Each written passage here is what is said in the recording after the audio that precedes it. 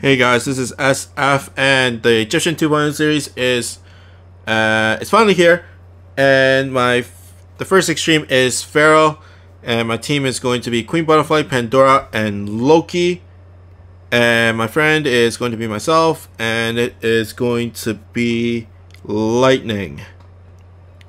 It's going to be Lightning. So the main hazards are gravity barriers and mines, so that's why I'm bringing Loki for Minesweeper, Pandora, Minesweeper, no gravity barrier, and then Queen Butterfly is flight and no gravity barrier, and then Lightning has no gravity barrier and is very good in mob clearing. This is what your main focus is all the mobs. Spectres will shoot out these two laser sharp arrow things, and it's called a disrupt gauge. So basically, it will move your gauge super fast. So it moves super fast, so it's really hard to hit your gauge. So it's either you waste time trying to hit the gauge, or you just don't hit it and you don't get the abilities you want. So that's why you want monsters that have most of their null abilities on their base. I do recommend like a full team of flight no gravity barrier monsters or Minesweeper no gravity barrier monsters on their base ability. So things like Doraemon is kind of bad. Who else is there? Ognamu X is kind of iffy, and those types of monsters. So, or you can bring monsters that have status recovery. So Mika, Hamlin, that are no gravity barrier and status recovery monsters are really good, just because they can cure those gauge disrupts. But this dungeon has pretty much mines and gravity barriers, and then a little bit of every other like minor ability. So in this case, it's like homing absorbers, laser barriers, bump combo lock. The only thing it doesn't really have is ability lock. So it gets a little iffy. And then of course, like reviving, like there is an Izanami zombie loop as well, just to have a little bit more fun. It's kind of annoying, but as long as you bring monsters that don't need to hit their gauge all the time, then it is totally fine. Like even Pandora, you don't really need the drain to beat this dungeon, although monsters do have some high attack sheet. That's why you want to bring some mob clearing capability. So Pandora is okay in terms of range. Loki is like a monster in terms of that. And then Lightning with the chain lightning is very good as well. There we go. And that was the Izanami zombie loop, but since I cleared it very easily, it didn't really matter that much. Okay, boss time. 3 bars. And basically the same thing. Just make sure, if you really hate the gauge thing, just clear the specters first. So you can bring Karma. Karma has a Nebulan Slayer, which is good for clearing those Nebulan Specters.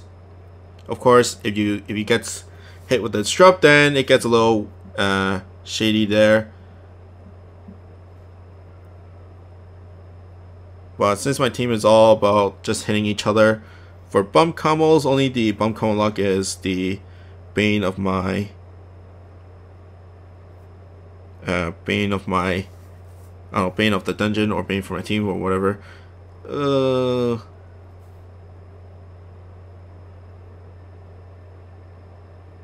Okay.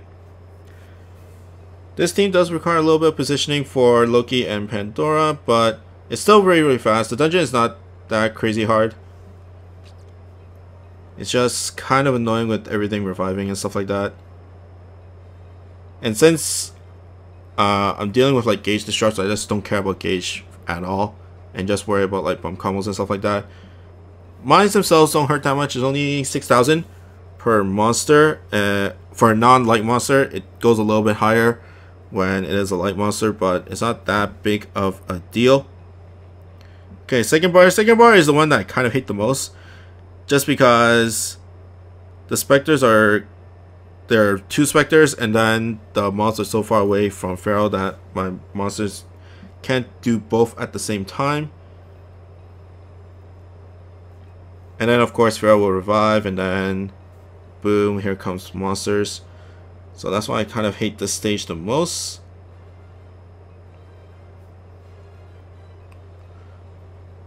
But Pharaoh does revive every 2 turns, so as long as you clear all the guys in the first turn, then you can deal with Pharaoh on the second turn. And the mobs are relatively squishy as well.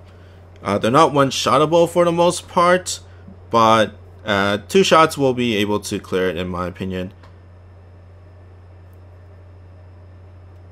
Okay, next is lightning.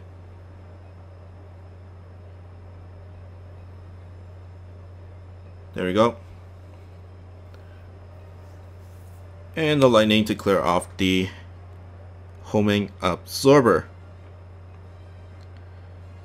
Okay, next up is strike shot time. There is an attack down from the wolves. If you don't care about that, then it doesn't really matter, because Pandora, strike shot. There we go. And I paralyzed for the so that he cannot revive guys, so that's always good. Strike shot for Loki. And then one more shot from lightning, although this is a really bad shot. I mean a really bad angle. But let's just go left and right. Although I'm going to hit the mines, it doesn't really matter that much. There we go. And GG. It's not a really bad dungeon. Of course, Pharaoh is not a very good monster either. It's kind of like PCG3, the Ascended form, where it has Demon Slayer M, but Pharaoh has Vivloss Slayer M, and then Pharaoh has the 8-turn all-no strike shot as well. So he's not that high in priority in terms of max luck, but he is a very easy dungeon, and if you stack more Pandoras, then you'll be able to get S rank very consistently, and you know, grab medals that way if you need medals. But that's pretty much it for me. I hope you guys like and subscribe, and I'll see you guys next time. Bye.